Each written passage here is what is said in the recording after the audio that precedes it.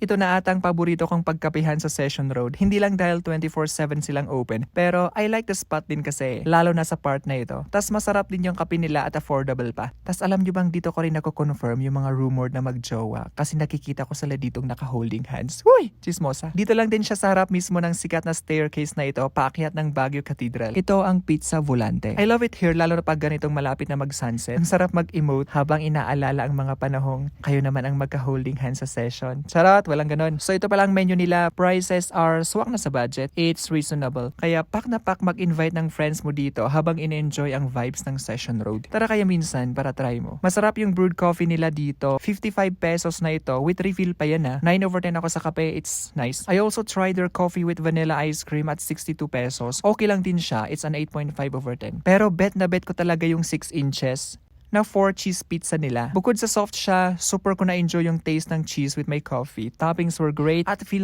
mo na freshly baked siya. 10 out of 10 ako dito. Okay lang din naman yung mozzarella cheese pizza nila. Soft lang din, steamed freshly baked at nakakabusog. 9/10 ako dito. Ambience is cozy and staff are also nice. Tas mabilis naman sinaserve yung order mo. May space din sa may second floor pag bet mo ang overlooking Session Road na vibes. Maganda rin siya at very recommended doon na area. Bet na bet ko ang Sunday pre-sunset vibes ng spot na ito, lalo na pag nag-orange ang sky at kasama ka. Ay, pak!